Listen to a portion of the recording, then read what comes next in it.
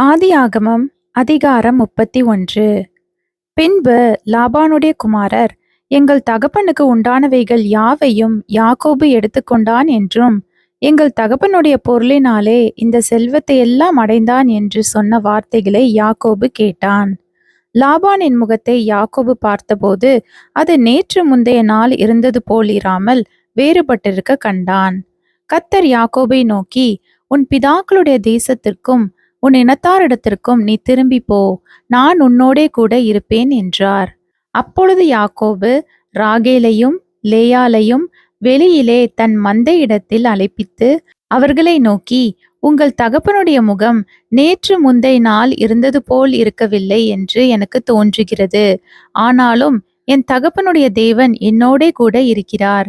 என்னால் இயன்ற மட்டும் நான் உங்கள் தகப்பனுக்கு ஊழியம் செய்தேன் என்று நீங்கள் அறிந்திருக்கிறீர்கள். உங்கள் தகப்பனோ என்னை வஞ்சித்து என் சம்பளத்தை 10 முறை மாற்றினான். ஆனாலும் அவன் எனக்கு தீங்கு செய்ய தேவன் அவனுக்கு இடம் கொடுக்கவில்லை. புள்ளியுள்ளவைகள் உன் சம்பளமாயிருக்கும் என்று அவன் சொன்னபோது ஆடுகள் எல்லாம் புள்ளியுள்ள குட்டிகளை போட்டது. கலப்பு நிறமானவைகள் உன் சம்பளமாயிருக்கும் என்று அவன் சொன்னபோது ஆடுகள் எல்லாம் கலப்பு நிற குட்டிகளை போட்டது. இவ்விதமாய் தேவன் உங்கள் தகப்பனுடைய ஆடுகளை எடுத்து எனக்கு தந்தார். ஆடுகள் பொலியும் காலத்திலே நான் கண்ட சொப்பனத்தில் என் கண்களை ஏறெடுத்து பார்க்கும்போது ஆடுகளோடே பொலியும் கடாக்கள் கலப்பு நிறமும் புள்ளியும் வரியும் உள்ளவைகளாயிருக்க கண்டேன்.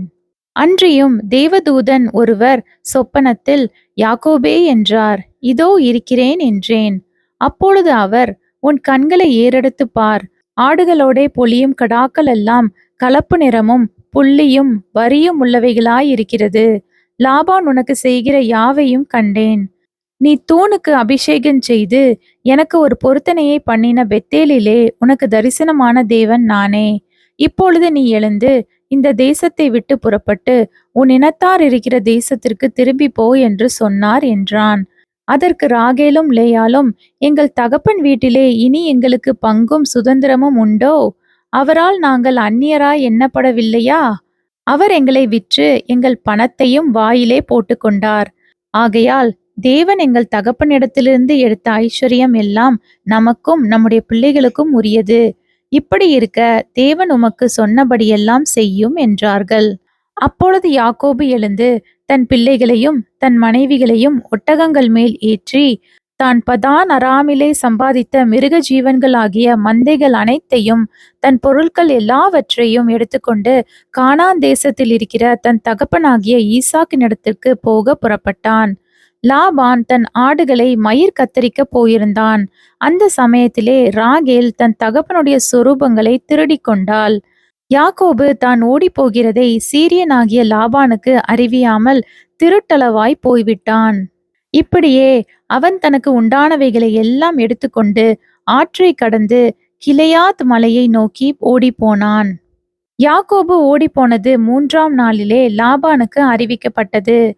அப்பொழுது அவன் தன் சகோதரரை கூட்டிக் கொண்டு 7 நாள் பிரயாண பரியந்தம் அவனை தொடர்ந்து போய் கிளையாத் மலையிலே அவனை கண்டுபிடித்தான்.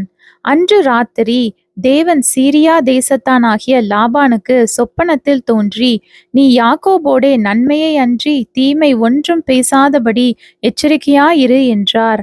லாபான் யாக்கோபினிடத்தில் வந்தான். யாக்கோபு மலையிலே தன் கூடாரத்தை போட்டிருந்தான். லாபானும் தன் சகோதரரோடே கூட கீலேயாத் மலையிலே கூடாரம் போட்டான்.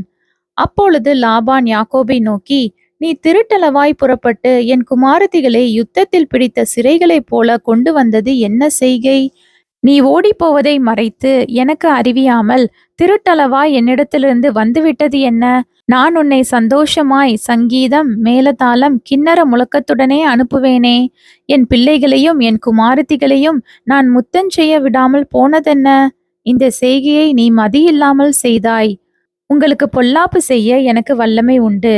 ஆகிலும் உங்கள் தகப்பனுடைய தேவன், நீ யாக்கோபோடே நன்மையை அன்றி தீமை ஒன்றும் பேசாதபடிக்கு எச்சரிக்கையாயிரு என்று நேற்று ராத்திரி என்னோடே சொன்னார். இப்பொழுதும் உன் தகப்பனுடைய வீட்டின் மேலுள்ள வாஞ்சையினால் நீ புறப்பட்டு போகிறதானால் போகலாம். என் தெய்வங்களை ஏன் திருடிக் கொண்டு போகிறாய் என்று கேட்டான். யாக்கோபு லாபானுக்கு பிரதியுத்தரமாக, உம்முடைய குமாரத்திகளை பலாத்காரமாய் பிடித்து வைத்துக் கொள்வீர் என்று நான் அஞ்சினதினாலே இப்படி வந்துவிட்டேன். ஆனாலும் யாரிடத்தில் உம்முடைய தெய்வங்களை கண்டுபிடிக்கிறீரோ அவனை உயிரோடே விட வேண்டாம். உம்முடைய பொருட்கள் ஏதாவது என் வசத்தில் உண்டானால் நீர் அதை நம்முடைய சகோதரருக்கு முன்பாக பரிசோதித்தறிந்து அதை எடுத்துக்கொள்ளும் என்றான்.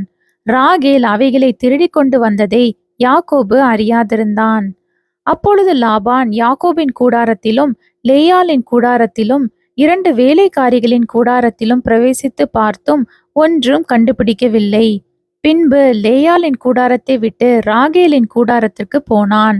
ராகேல் அந்த சொரூபங்களை எடுத்து ஒட்டக சேணத்தின் கீழ் வைத்து அதன் மேல் உட்கார்ந்திருந்தாள். லாபான் கூடாரம் எங்கும் தடவி பார்த்தும் அவைகளை கண்டுபிடிக்கவில்லை. அவள் தன் தகப்பனை நோக்கி, என் ஆண்டவனாகிய உமக்கு முன்பாக நான் எழுந்திராததை குறித்து கோபம் கொள்ள வேண்டாம். ஸ்திரீகளுக்குள்ள வழிபாடு எனக்கு உண்டாயிருக்கிறது என்றாள். அப்படியே அவன் அந்த சொரூபங்களை தேடியும் கண்டுபிடிக்கவில்லை. அப்பொழுது யாக்கோபுக்கு கோபம் எழும்பி லாபானோடே வாக்குவாதம் பண்ணி, நீர் என்னை இவ்வளவு உக்கிரமாய் தொடர்ந்து வரும்படிக்கு நான் செய்த தப்பிதம் என்ன? நான் செய்த துரோகம் என்ன? என் தட்டு முட்டுகளை எல்லாம் தடவி பார்த்தீரே. உம்முடைய வீட்டு தட்டு முட்டுகளில் என்னத்தை கண்டுபிடித்தீர்? அதை என்னுடைய சகோதரருக்கும் உம்முடைய சகோதரருக்கும் முன்பாக இங்கே வையும். அவர்கள் எனக்கும் உமக்கும் நடு தீர்க்கட்டும். இந்த 20 வருஷ காலமாய் நான் உம்மிடத்தில் இருந்தேன். உம்முடைய செம்மறியாடுகளும் வெள்ளாடுகளும் சினை அழியவில்லை. உம்முடைய மந்தையின் கடாக்களை நான் தின்னவில்லை. பீருண்டதை நான் உம்மிடத்திற்கு கொண்டு வராமல் அதற்காக நான் உத்தரவாதம் பண்ணினேன். பகலில் களவு போனதையும் இரவில் களவு போனதையும் என் கையில் கேட்டு வாங்கினீர். பகலிலே வெயிலிலும் இரவிலே குளிரும் என்னை பட்சித்தது. நித்திரை என் கண்களுக்கு தூரமாயிருந்தது. இவ்விதமாய் பாடுபட்டேன். இந்த 20 வருஷ காலம் உம்முடைய வீட்டிலே இருந்தேன். 14 வருஷம் உம்முடைய 2 குமாரதிகளுக்காகவும் 6 வருஷம் உம்முடைய மந்தைகளுக்காகவும் உம்மிடத்தில் சேவித்தேன். 10 முறை என் சம்பளத்தை மாற்றினீர். என் பிதாவின் தேவனாகிய ஆபிரகாமின் தேவனும் ஈசாக்கின் பயபக்திக்குரியவரும் என்னோடிராமல் போனால் நீர் இப்பொழுது என்னை வெறுமையாய் அனுப்பிவிட்டிருப்பீர். தேவன் என் சிறுமையையும் என் கை பிரயாசத்தையும் பார்த்து நேற்று ராத்திரி உம்மை கடிந்து கொண்டார் என்று சொன்னான். அப்பொழுது லாபான் யாக்கோபுக்கு பிரதியுத்தரமாக, இந்த குமாரத்திகள் என் குமாரத்திகள், இந்த பிள்ளைகள் என் பிள்ளைகள், இந்த மந்தை என் மந்தை, நீ காண்கிற யாவும் என்னுடையவைகள்.